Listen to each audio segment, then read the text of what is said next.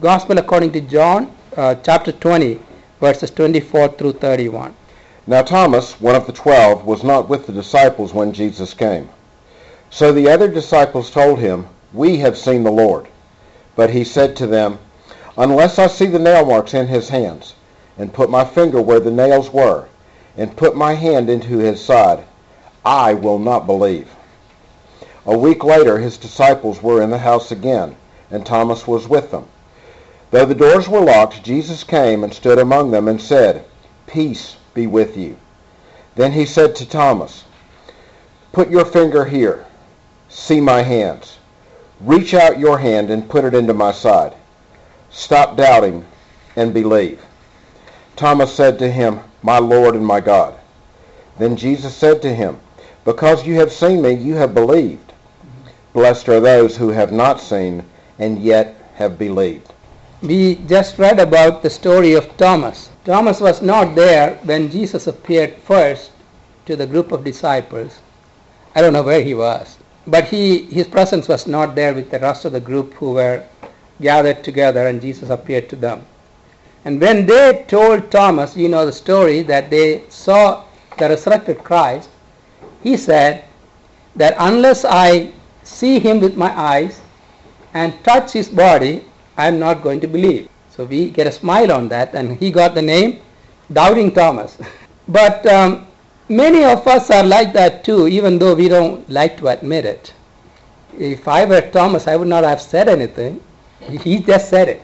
And he just said it, and he got the name of Doubting Thomas. We don't want to be called Doubting Thomases, so we probably keep quiet. It happens to many times to us. A man got some kind of a psychological issue, and he had a problem. He always thinks that he's dead, so nobody can convince him.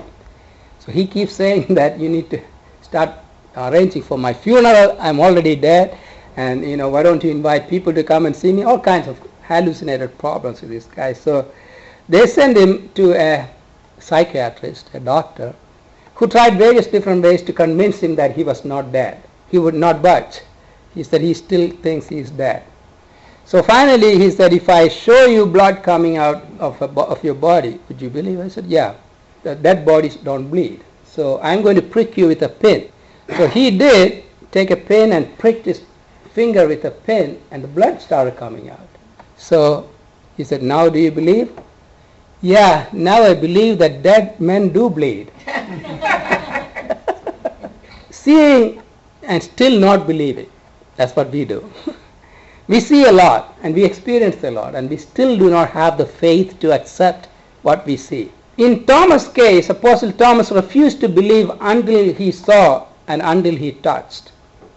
And the four Gospels, Matthew, Mark, Luke, and John, include in their resurrection story a series of episodes related to the appearance of the risen Christ. In these episodes of appearance of Christ, after passing through a phase of doubt, unbelief, and confusion, come to the point of believing that Jesus has been risen indeed. And the apostles were convinced because they went through this experience of witnessing the resurrected Christ.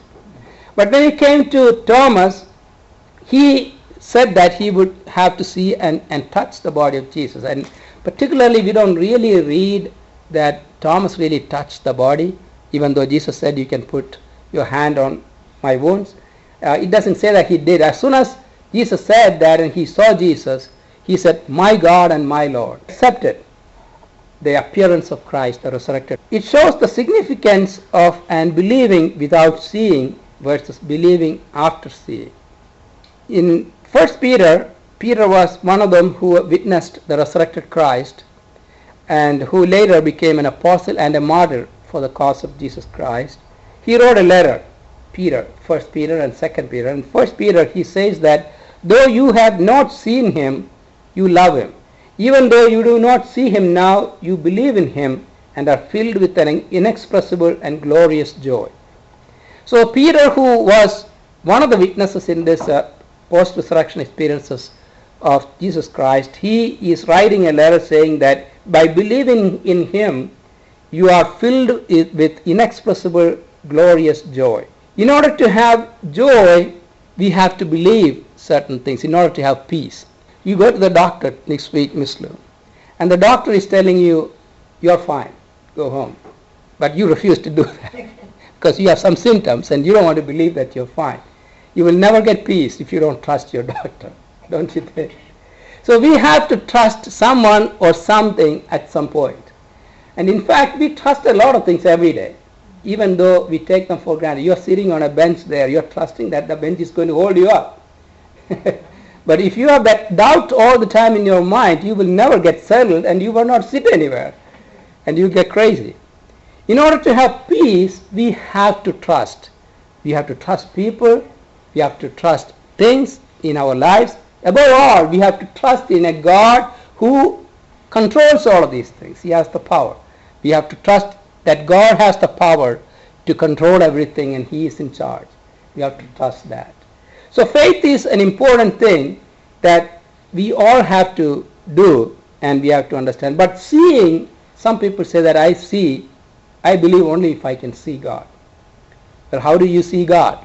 You can see God every day in every part of our life, every part of this world. You can see God if you want to see God. Look at the creation.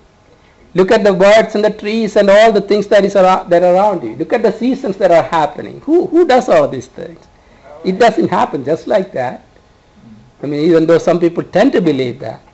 There is somebody who manages and controls all of these things, Almighty, powerful God. So if you want to see the things of God's creation, look around and look at our own lives.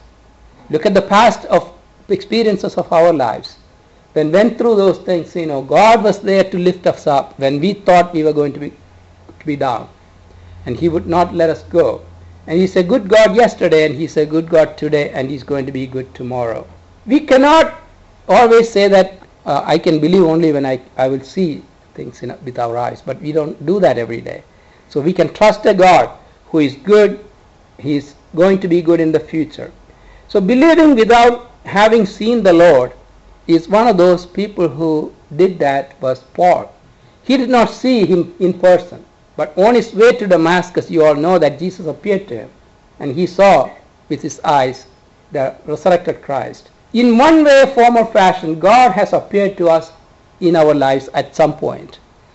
If we have the eyes to see Him or not is up to us. And if we open our eyes, if we illumine our souls, we can see God's power working through us and working in us every day. And the loving Christ lives. When you love Him, your faith is translated into trust. We all love to say that we love God. Love God. But how can you love God when you really don't trust Him? Without trust, there is no love. So Peter is saying to the church there in that letter, saying that without believing, you trust in Him. That shows your love towards Him. So our love is expressed in the trust that we place in God. If we love God, we do trust in Him.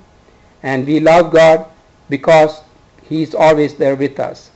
Then trusting Christ means experiencing Christ as reliable in all His promises and all His counsel and His word.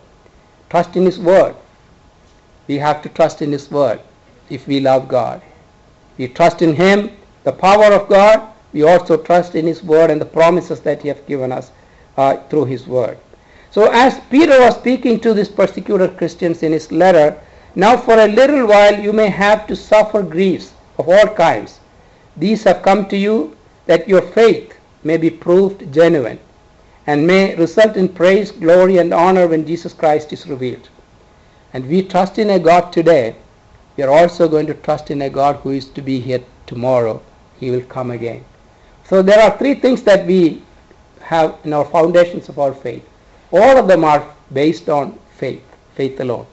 The virgin birth of Christ, we accept and we believe. The resurrection of Christ, we accept and we believe. And then the second coming of Christ, we believe and we accept it. These three are the foundations of our faith. And if we trust in a God, we love our God, we trust in these things, that Jesus Christ will be here coming again to take us with Him to that eternity that He wants to live with us, or we want to live with Him. So as people of God today, as we look at Thomas's life, We are all Thomas one time or other, doubting things in our lives. Remember, we come before God as people living this weak people. We are weak in our bodies. We are weak in our mind and spirit. But God is there to strengthen us. Even in our weak faith, He will strengthen us to have the faith, to accept the faith. And when John Wesley, who was the founder of Methodism, he said when he started preaching, he didn't have faith. So he went to a preacher at that time and shared and said, hey, I preach, but I don't really have any faith. And he said, don't back off. Continue preaching until you have faith. That's what sometimes we have to do. That's what he did.